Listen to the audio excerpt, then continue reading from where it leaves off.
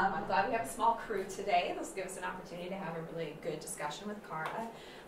Cara's been a friend of mine for many years since I started at Foxfire, which is a local museum here that focuses on Appalachian history and culture. We do a lot of interpretation and programming here in the region to help people connect with mountain culture as it was in the past and as it's practiced today. Cara is an herbalist and chef, and she does a lot of wild foods, foraging, medicinal workshops. She does a wonderful camp with kids every year. She cooks on wood stove. She does everything. So I'm just absolutely thrilled to have her here today. Yeah, thank you folks for being here. Again, my name is Cara-Lee Langston. Most people call me Cara, and I'm a local herbalist and forager and nutritionist. And I have a small outfitter company, a unique outfitter company called Wildcraft Kitchen. And we aim to take people out in nature and help connect them with food and their natural surroundings. My journey, I'm an immigrant. I moved to the United States about 21 years ago from Cape Town, South Africa. And when I moved here, I found myself in this completely unfamiliar botanical landscape. And so I soon made it my mission to get out and learn about my natural surroundings. And I was so pleasantly surprised to learn that here we are in a huge forest. The southern Appalachian region is just quite incredible, so biodiverse. They estimate these mountains to be about 300 million years old, so highly evolved plant life here. And I was living in Atlanta, the big bad city. I did my time there for about 15 years, and I was so homesick, and I sought out a herbalist who lives up here in Raven County. Patricia Caritzi-Howell is her name, and she runs the BotanoLogos School of Herbal Studies. And she opened my eyes to the native medicinal plants and wild edible foods of our region, and really helped me learn about the ethnobotany, the culture, the Appalachian culture, stewardship and conservation, and ways to incorporate these plants in our lives to encourage health and well-being. For those of you that don't know, this region is often considered the apothecary of the United States because of this incredible concentration of native medicinal plants. Do any of you recognize the plant up here on the screen? This is turmeric. I'm going to conjure. No. Close? Yeah, ginger. this looks similar. It is our American ginseng, ginseng, which has a long history here in Appalachia. I was living in Atlanta, looking for ways to escape. I started to study with Patricia Howell, and that brought me up to the mountains for a weekend, once a month for a year. But I couldn't get enough, so I continued to study with her for years after that. But that journey began 12 years ago, actually at the Foxfire Museum and Heritage Center. I was very fortunate to be one of her last cohorts to study on site at Foxfire. And so I got to learn the property really well and all the plants that lived there. We are so fortunate to be in such a biodiverse region, largely due to a phenomenon known as plant disjunction. Here we see an example of one plant, Partridge Berry, which exists here in North America and also in East Asia. And this is due to, plant disjunction can be due to continental drifts, mountain building, or just plants rafting across continents. But it's so interesting to see cross-culturally how this has affected different cultures' way of healing, because we use our partridge berry here in North America similarly to how it's used in East Asia in traditional Chinese medicine. And so one thing I appreciated about studying with Patricia is she incorporated a lot of Western herbalism as well as traditional Chinese medicine in her teachings. And of course, indigenous wisdom. Who here can tell me the name of our predominant tribe in this region? Cherokee. The Cherokee, exactly. So thanks to the Cherokee, this wisdom, this plant knowledge, has been passed down to Appalachian folks, to someone like me from a completely different part of the world. And for that, I'm very, very grateful. And here we see a plant called Soshan, which is very prolific in our environment and has been a sustenance food for Cherokee people for generations. This is one of their prized edible wild greens. It's quite nice, actually. It's really unique. It has a parsley, celery-like flavor to it. So I thought what I would do is take you on a little virtual plant tour, so you can experience a bit of what is growing in the forest at the moment, in the Appalachian forest, and just be amazed by how much is available to us. The forest boasts all sorts of species, thousands of species of trees, shrubs, and herbaceous plants, many of which can be used as food or medicine. So here are some of the things that I'm finding at the moment. The American persimmon. Is anyone familiar with this tree? This is a wonderful tree. It has very notched bark, and it produces small apricot-like fruit. They are small and jammy. The skin of the fruit can be quite astringent, but the pulp is sweet and delicious. And they're ripe when they fall from the tree and splat to the ground or onto your car roof. So there's a sweet period of time for harvesting them. If you get an underripe persimmon, it can really make your mouth pucker up, so you don't want to be eating an underripe persimmon. But this is a wonderful fruit, very nutritious. And there's folklore behind the persimmon seed as well. I'm not sure if anyone's familiar, but in Appalachia, they believe that if you cut your persimmon seed in half and you see the shape of a knife, a fork, or a spoon, it can indicate different things about the upcoming winter weather. So a knife would indicate that it's going to cut like a knife, though it's going to be very cold. The fork, I think that's less or more favorable weather, less cold weather. But the spoon is you're going to be digging out snow all winter long. How fun. Yeah, very fun. How accurate is that? It's a little hit or miss. I've tested it, especially these days with the way the climate is changing. Another favorite fall forageable of mine is the pawpaw, Asamina triloba, and they call this the forgotten fruit of Appalachia. This tree can take 7 years to produce fruit, but once it does, it produces these beautiful mango-shaped, green mango-shaped fruit. They're almost kidney-shaped, and inside is a custard fruit. Has a texture of custard, the flavor of bananas and mango. It's really interesting. It's actually very tropical for our region, and so this is a favorite and has really grown in popularity amongst home gardeners. It's a wonderful native tree to plant. Wild grapes. This is actually a bunch of grapes that I found growing at Foxfire. There's quite a few grapevines hanging all over the trees there. So we see typically a lot of fox grapes or frost grapes on that property. And these are small tart grapes. They're great for making jams, jellies, wines. And if you like sour flavors, you will enjoy them raw as well. I'm a big fan of sour. And now's the time of year to harvest wild nuts too. So here we have our black walnut tree, which is very prolific in our region and easily identified by its compound leaves. So what you see up here on the screen is one leaf with many leaflets on it. And these are this arrangement is a pinnately compound leaf. The black walnuts produce small, actually they're a little larger than a golf ball size nuts in a green hull. And this outer hull here is actually very medicinal. So in herbalism, we remove the hull from the nut and use it in multiple ways. We make different herbal preparations with it.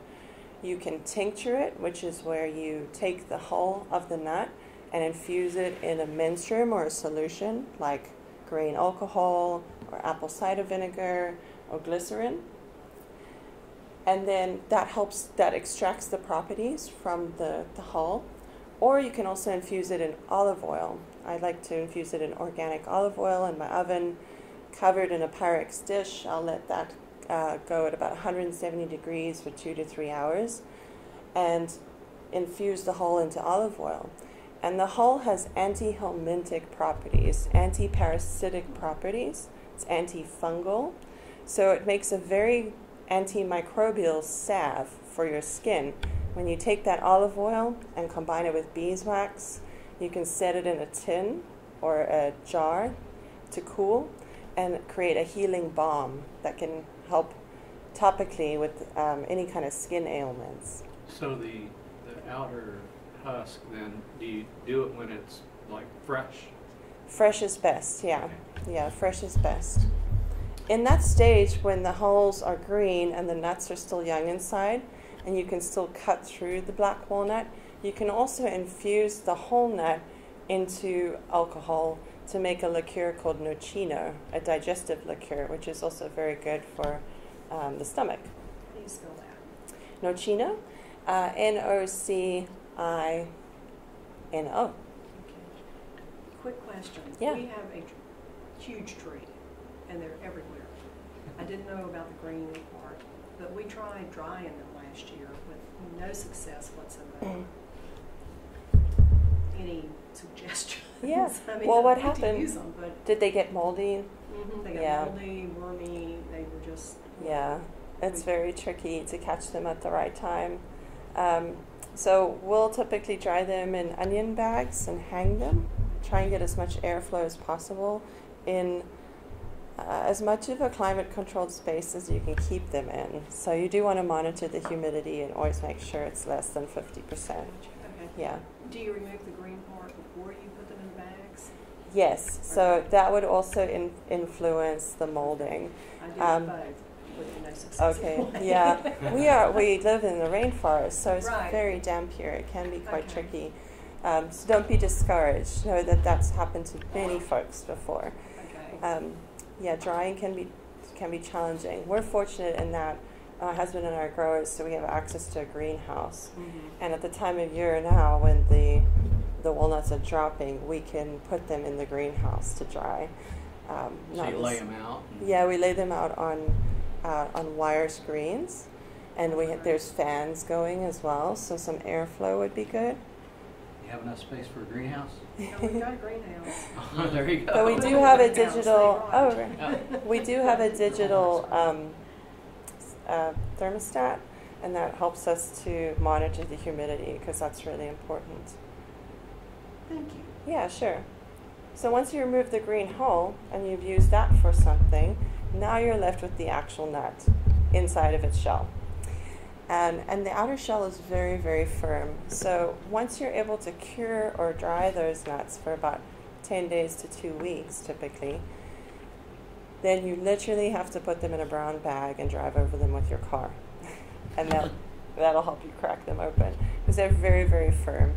There are some nutcrackers that'll do the job, but honestly, driving over them in a brown paper bag is one of the most effective ways to get them open. And then you can get your friends and family together and everyone can pick out the nut meat for you.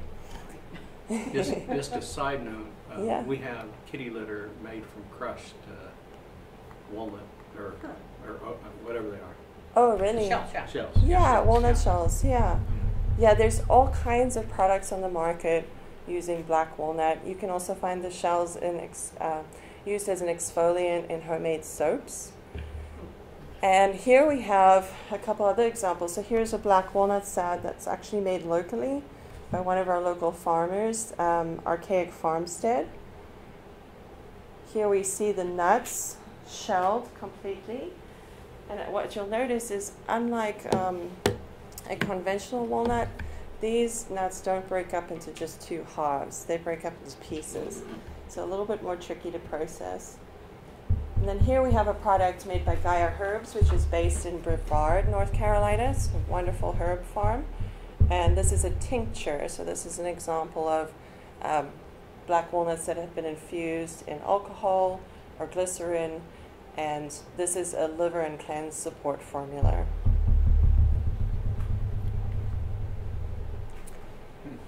let's talk about some other nuts. This happens to be one of my favorite wild nuts.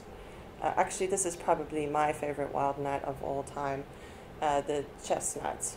And unfortunately, here in the southeast, in the early 1900s, the American chestnut was afflicted, and it still is afflicted, with a blight.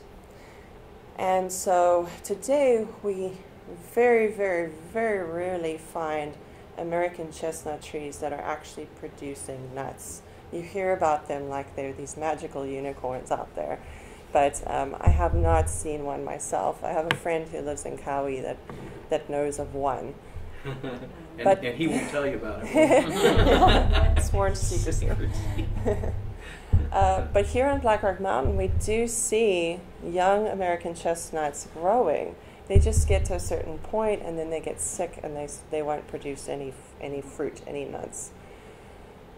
However, the Chinese chestnut is quite prolific, and it does produce nuts. And so this is the tree that I tend to harvest from this time of year. And I love to go out and harvest the chestnuts. Like the black walnuts, it can be tricky because the worms can get in them too. And there's this sweet spot where, you can get them and they'll be perfect, and then you blink and look away, and then they have weevil holes in them. And the chestnut weevils get in them. Now, whether you have a problem eating weevils or not is your own personal preference. Some are more infested than others. But typically, if you catch them at the right time, you can harvest them, process them. I like to boil the nuts, peel the shells, and then dehydrate them for flour. And that helps me to extend my chestnuts for the winter months. And then I'll use them in all sorts of baked goods or energy bowls. You can use them as a soup. You can use the flour as a soup thickener, stew thickener, pancakes and quick breads. Wonderful, wonderful source of protein and healthy fats. How's And it of taste? course starch. Oh, they're delicious. They're sweet. They're they have a bit of a potato-like texture, nutty and sweet. Very good, delicious. So you can use them in sweet or savory applications. Sometimes I'll just roast chestnuts with sweet potatoes, throw some cranberries and toasted pecans in there too. It's a nice seasonal dish. But I also love to make the Jell-O Lawson's chocolate chestnut cake. You can't go wrong with that. And the neat thing about it too is it's flourless. This is completely gluten-free, naturally gluten-free. Humans have also been consuming acorns for generations. This was really considered a sustenance food for us. And this time of year, I start to look for the acorns dropping. There are two main species that I look for, the red oak or the white oak. But I tend to favor harvesting acorns from the white oak tree because they are less tannic, so they produce a less bitter flour, which is one of the best things to do with acorns, is to make flour. So all acorns contain tannin. They're going to be bitter. And if you find the white acorns, you're going to find that you'll have an easier time processing them for food because you won't have to boil them as much to remove the bitterness. Typically, you can grind up your acorns and then leach them in hot or cold water. So there are two methods of leaching acorns. You can either boil the acorn meat or the acorn flour in hot water until it removes the bitterness. You just keep tasting the flour or the meat until it doesn't taste bitter anymore. Or you can do the cold method, where you put your flour and your meat in a bucket or a jar with cold water, and you change the water every few days. So you'd be pouring off that top layer of water as much as possible, and then replenishing with fresh water to leach out the tannin. This chicken looks pretty interested in this acorn flour. It's funny, I hadn't noticed it. I didn't notice that. I know. We miss our chickens. Chickens are great. Solidago, goldenrod, is blooming all along our roadsides right now. So we'll take a look at some more herbaceous plants as well. It's amazing how nature provides what we need when we need it. As we go into these colder winter months, our immune system becomes more compromised. But nature has a way of providing what we need. So we start to see a lot of plants that come out in the forest or are prevalent in the forest that are rich in vitamin C, can help modulate the immune system, give us a boost of energy that we need to help get us through the winter. Well, goldenrod is an example of a plant that gets a really bad rap because it blooms at the same time as ragweed. But ragweed is wind pollinated and goldenrod is insect pollinated. So if you've got the sniffles, it's definitely from the ragweed. This plant is actually indicated for allergic rhinitis. So it can be a remedy for the symptoms brought about by ragweed allergies. And so it makes a wonderful tea. You can take all aerial parts of the plant and make a tea with it. You can also gargle with that tea for sore throat. And it's a urinary tonic, so it's diuretic, so it can help flush things out of the body. There are some fun applications, culinary applications for goldenrod. Because the flowers are edible, you could throw them in some beautiful cornbread or pancakes. You can decorate cakes and cupcakes with them. They are a bit more of a pungent flavor, but they make a really beautiful garnish. And the young shoots are edible as well. So the smaller blooms are good for butterflies. Yes, and it's a great host plant. Yeah, wonderful host plant for our pollinators.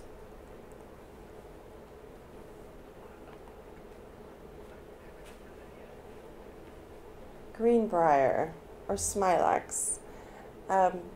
This plant is really interesting and is considered a winter sustenance food for Cherokee people.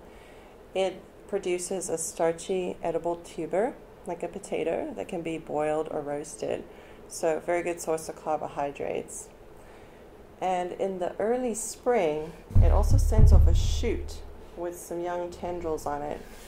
And if it's snappable, if it's still tender, you can snap it off and use it like asparagus. So you can saute it like asparagus, and it has an asparagus, green pea-like flavor with a little bit of a lemon hint to it.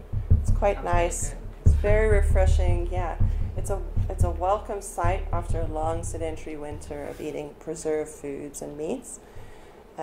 So these wild greens are really favored for helping cleanse the body. Really, you can think of them as the original spring cleanse. But this time of year, it's the root that we tend to dig up because the energy of the plants is in the roots this time of year in the fall. This is when we harvest a lot of root medicine and root foods. Here's a picture of the young tuber from the Greenbrier. Sandy. Yeah.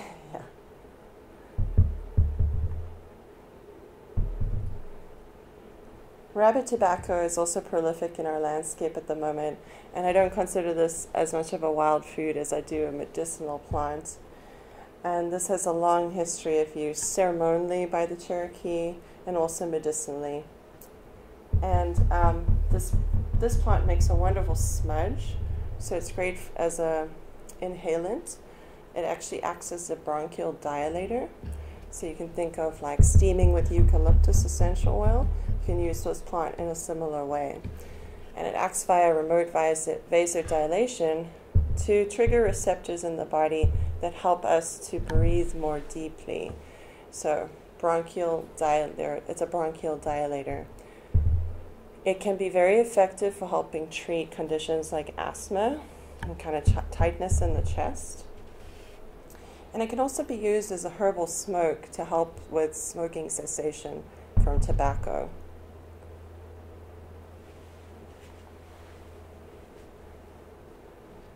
Sumac berries are also ripe at the moment.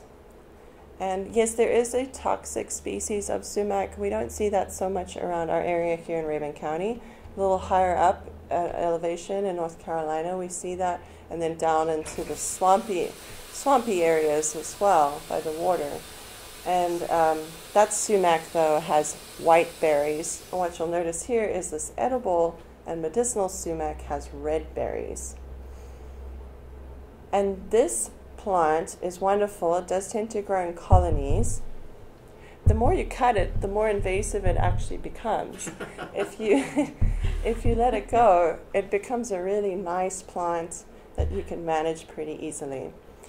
And these berries that you see are used very much like a seasoning or a spice. They can also be used to make a tea.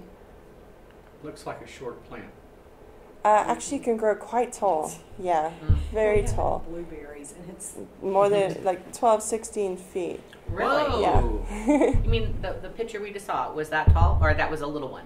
That was tall. It's just Oh, from the... yeah, the Oh. angle you can't quite tell. So pretty it's tall. such a widely used spice in Middle Eastern food and Yeah. sumac, but that doesn't seem to be being used. Well, was it used natively here? Is it spice? Yes, Oh. it has. Yes, I think that it was used more by indigenous people than Appalachian folks, but it certainly is used in this area.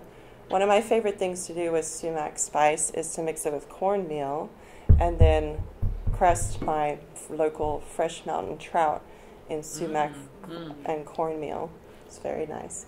It has a nice tart lemony flavor. And yeah, it's so interesting that there's that you notice that cross-culturally in Persian and Middle Eastern cuisine, you find this spice as well. To catch trout. But we do have species that are native to our region. So here's a jar of sumac aid, and this is where you can take the whole fresh berry head and put it in a jar, cover it with water overnight, and it will produce this delicious tea, very much like a lemonade. It tastes like lemons but doesn't have any lemon in it. And that's because of the acid in the berries. All right, so for many years I studied with Patricia Hall and learned about the native medicinal plants and wild foods. And over that time, I also became quite enamored with fungi, with mushrooms. And so I studied with a forager and mycologist named Trad Cotter, who owns a company called Mushroom Mountain that's based in Easley, South Carolina. And I soon realized, wow, there's just an incredible wealth of mushrooms in our forest as well. And my mission has always been to help connect people with food and nature. And I was just blown away by how much was out there. When it comes to mushroom foraging, safety is key. Safety is number one. And so you always want to live by the mantra, when in doubt, throw it out. And remember that there are old mushroom foragers and there are bold mushroom foragers, but there are no old and bold mushroom foragers. So it's important to not get too confident too quickly. And you have to study every single feature of the mushroom. So let me ask you folks this. Raise your hand if you think it is safe to handle any mushroom, even a deadly mushroom. With rubber gloves? yeah. All right, so raise your hands, because that's the correct answer. It is absolutely safe to handle any mushroom, even a lethal mushroom. Mushroom toxins are not transdermal, so you actually have to ingest a mushroom for it to have any ill effect on you, if it's a toxic mushroom. So this should be a very empowering moment, because if we don't study all the features of a mushroom, if we just come up on a mushroom and we look down at it, all we can see is the cap, right? That's one feature. That's not enough information to tell us what species we are looking at. We have to get to know it by looking at the underneath of the cap.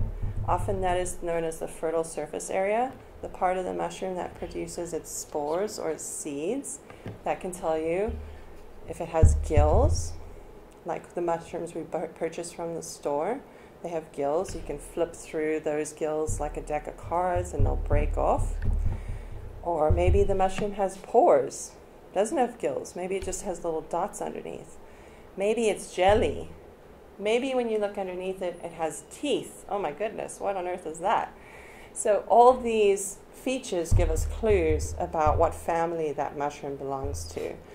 Just like with plant identification, we have to look at the leaves, the shapes of the leaves, the way the leaves are arranged, the flower, the habitat is also very important, especially with mushrooms, because many mushrooms are associated with certain species of trees. And so when identifying mushrooms and plants, you really have to look at multiple resources, and you have to go down your checklist and check off every checkpoint. Can't miss anything. So it's a system. So you can't just say, it's a system, exactly. You can't just say, oh look, I'm looking down at this cap and it's orange. It's a chanterelle mushroom. Done deal. That's it. No, you really have to look underneath because there are toxic lookalikes and you don't want to get in trouble with that. So let's take a look at some of my favorite fall mushrooms that we're harvesting at the moment. This is an example of one mushroom. If you look down on the cap and you saw it was orange, you'd think it might be a chanterelle. But when you turn it over, what on earth are these? Look at these features here. These are called teeth. So this is, in fact, this is in fact a toothed fungi called a hedgehog mushroom. Appropriately named because it has spiny projections underneath the cap. And this is a wonderful edible mushroom. They also call it a sweet tooth.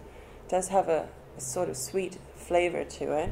Cooks up very nicely, not slimy, and it does persist into winter. So this is something that I'm on the lookout now at this time of year. It looks like it's around a green, evergreen. Yeah, so good observation. So it does tolerate, it tolerates moss, and it tolerates pine conifers as well. So that gives you a little bit of information about its habitat. And this is probably my favorite point here. No worrying lookalike. So it's a great beginner's mushroom. The hen of the woods, or maitake mushroom, is also coming into season now. Now this one is a lot trickier to spot. As you can see, it's very camouflaged. And this time of year, it hides amongst the leaf litter. And it really does look like a little hen roosting at the base of a tree. It has these very frilly projections. And this is a polypore mushroom. So if you were to turn it over and look underneath, it would have pores underneath. It wouldn't have gills. It has a wonderful umami flavor, cooks up in a nice meaty way, and it is strongly associated with hardwoods like oak trees. So looking around the base of oak trees this time of year is a good practice if you're hunting for hen of the woods. This mushroom has also been used in traditional Chinese medicine quite a bit, in Foraging formulas for cancer treatment. Mushrooms like maitake, shiitake, cordyceps, lion's mane, reishi. These are just a few of those mushrooms that are prized for their medicinal properties because they contain micropolysaccharides which can help to boost the immune system. They help to boost white blood cell count. Some other mushrooms like turkey tail mushroom are also hepatic and can help to support healthy liver function. And that body of research is pretty new, so there's a lot to follow along as far as that's concerned. Here is the lion's mane mushroom I just mentioned, Herbaceous. And this mushroom is being studied quite a bit for its neuroregenerative properties. It's been used to help with sports injury recovery, specifically for head injuries, dementia and Alzheimer's, and also with neuropathy. So they're looking at this mushroom, studying it carefully for its neuroregenerative properties. And it is a wonderful, delicious mushroom. The other great thing about lion's mane mushroom is it can be easily cultivated. So you can inoculate spores from this mushroom into hardwood logs on your own property and cultivate your own population of lion's mane mushrooms. And Mushroom Mountain is a good resource for that. They do sell all sorts of products like mushroom spawn that can help you get your mushroom garden set up at home. So how do you inoculate it? Just like hit it with a sharp thing with the spores on it? Or? Yeah, so there are a couple ways they do it. You can buy actual spawn like in sawdust, or you can buy them in dowel plugs. And you would want fresh wood. So within a week of a tree falling on your property, you cut up some branches, some logs, and then with a drill, you can drill holes all in the log and either hammer in the dowels or plug the holes with the sawdust with the spawn in it. And then if you did it that way with the sawdust, you'd want to cover it with a waxy coating to help seal it in. And then you just basically let your logs sit there, and the mushroom spawn will take over. You may need to water them once or twice a year, soak them in the creek. Sometimes people will hit them with a hammer to sort of force reproduction, because the mushroom spawn goes, oh my goodness, we're being attacked, we need to reproduce. So that's often will help them to produce more fungi, the fruiting bodies of the mushroom. So when it comes to mushroom foraging, we can actually harvest all mushrooms that we see in good conscience, because the mushrooms are the fruiting body of the mycelium under the ground. And the mycelium is this huge organism, this network of nutrients and communication between the trees and the plants. And if a tree is struggling, one species is struggling, it'll send nutrients through this network to help support that tree that's struggling. If there's certain fungi that are mycorrhizal that rely so much, or all fungi are mycorrhizal, but some are more so with trees, and so they create these symbiotic relationships with this organism under the ground and the vegetative life above the ground. When we harvest mushrooms, we're harvesting the fruiting body of the mycelium. So you can think of this organism as an apple tree. And when we go and pick apples off of a tree, it doesn't hurt the tree. The tree keeps growing, and apples come back next year. And it's the same thing with the mushrooms. So you can harvest all the fruiting bodies in good conscience, knowing that they will pop up again, and the organism underground will keep going. The ethics for mushroom foraging comes more into play when we're sharing land with other humans, and we want to be more considerate and not harvest everything that we see. So my approach to teaching people about foraging and wildcrafting is that it is an act of stewardship. In the last few years, we've seen a huge revival in resilient skills like foraging, which is wonderful. But we want to get back to it in a responsible way, because if everyone went out and started foraging today, we could severely deplete our natural resources. So there are some really important things that I like to remind folks about when it comes to wildcrafting and foraging. And those include rules, I guess you could call them, like obtaining permission. We always want to ask permission before we step onto somebody else's land, or on public land. Sometimes you may require a permit for harvesting. We don't want to harvest from sensitive areas or disturbed areas. We want to help revitalize and remediate those areas. And we want to be aware of which plants are endangered or at risk or to watch for becoming endangered, so we know what not to harvest and what to protect. Overharvesting can be a huge issue, and has been a huge issue. In fact, that American ginseng you saw up on the screen earlier, it is prohibited to harvest American ginseng in our region today because of overharvesting. Over the last few years, the forest districts had tried to implement a permitting system, but still, despite that, people have still been overharvesting. And so they've put a moratorium on issuing those permits completely. Boundaries for sustainability. Absolutely, yeah. we're in a very overpopulated world these days, and the impact of that on our natural environment is huge.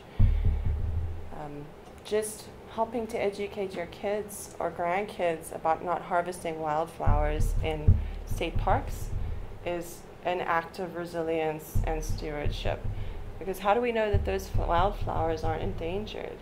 How do we know they're unprotected? How do we know that the pollinators and the wildlife don't need them more than we do? It's also very important to acknowledge whose land we're on and acknowledge the indigenous people and all the wisdom that they pass down to us, and show respect for that.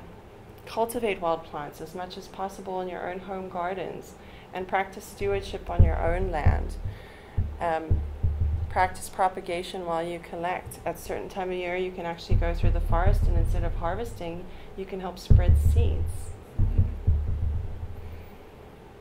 One of the most sustainable ways to forage is actually to embrace the invasive as well. So I like to harvest naturalized. So plants like me, they come from a different part of the world and they've made their home here. Or invasive plants, because then I know that I'm helping the native species to thrive. So how do we get started with foraging? Well, multiple resources is key. You definitely want to go out with an experienced guide if you can and put things into practice. But even before that, getting a good guidebook is highly recommended. So here are a couple of my favorite for our region and beyond, actually. But the Peterson Field Guides are a gold standard, and they are available for West Coast, East Coast, middle of the country, all over. A good mushroom guide is also recommended. This is Mushrooms of the Southeast. It's a wonderful beginner's guide. And then Samuel Thayer wrote a series of books. This is just one of his books called The Forager's Harvest. He's a very skilled and experienced forager, and has these densely packed resources where you could learn about identification and also how to use your plants or fungi in the kitchen or in your apothecary. Can I? Sorry. Oh, sure. Can you take a picture? I'll sign the I'm taking a picture of that. Yeah, go for it. I'm a visual learner too, so.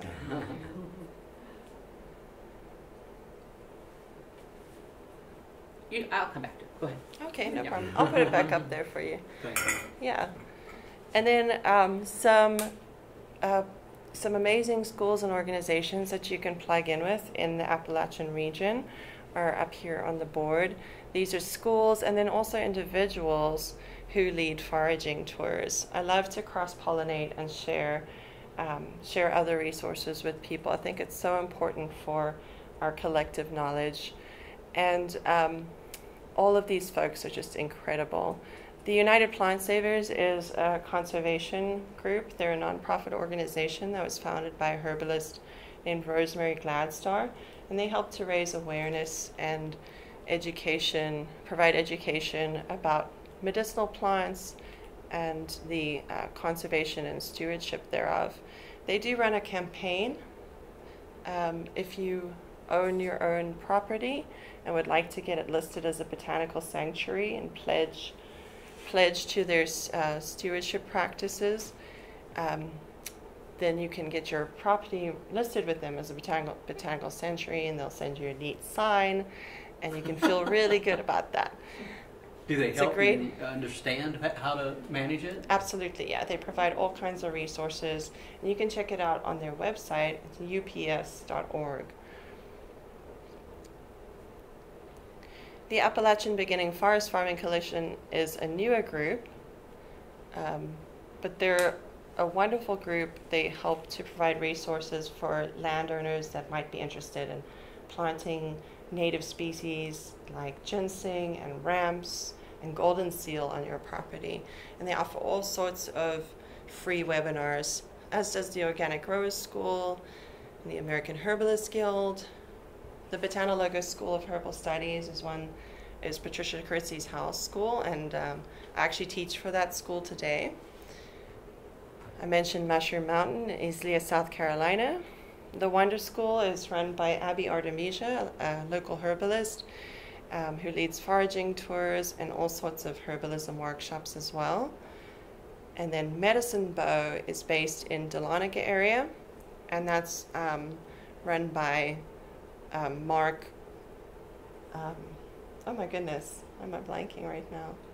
Mark Warren, excuse me. He's a genius. He studied a lot of ethnobotany, so he has a lot of knowledge about the Cherokee and the Creek. And then Forager Chick is Anne-Marie Belela, and she's based in Monroe, Georgia. And she's also a certified wild mushroom food safety specialist. If you aren't able to invest in guidebooks, know that there are also great resources online for botanical identification. So after many years of studying with Patricia and immersing myself in the woods, in nature, helping myself acclimate, feel more at home, and realizing what a wealth of plant and fungal life is out there to help heal and nurture us, I was crazy enough to go back to school and get my master's degree. And I studied community nutrition education. And I wanted to build programs that would help engage people in the wild in a very natural and intuitive way, and also help connect people with good sources of nutrition in a way that we weren't force-feeding them.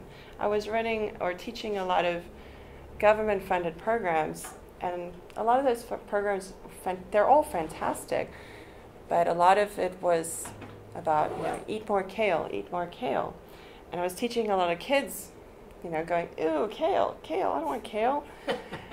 And I started to notice when I took the kids out of the kitchen and onto the farm and into the garden or out into the woods and closer to their source of food, they were more open to try things, and they were more understanding of how that food fit into the bigger picture. Because I remember, pulling out potatoes from the ground and kids going, ew, but there's dirt on that. I'm not going to eat that. And they didn't, that there was definitely this disconnect. There were these gaps in their knowledge that I wanted to help fill in a natural way, in a fun way, that helped them get back to their roots and also help their families come back together around the table and in the garden. And so I developed a curriculum called Wildcraft Kitchen. And today, Wildcraft Kitchen is operating as a unique outfitter. It's a food and nature-based education company. Thanks to these many partners that I'm so fortunate to work with, I'm able to provide meaningful food and nature-based nutrition education programs for our community. And Foxfire has been one of the biggest supporters of my work, and just a wonderful natural fit and an excellent place for us to implement these programs. And we also offer a service called Botanical Property Surveying, where I can come to you. So if you have a piece of land and you're interested in learning your land and understanding what could be available to you as far as food or medicine is concerned on your property, we come out to your property, we walk for about 2 hours and survey the property, and then follow up with a data presentation, a spreadsheet of all the species that we found.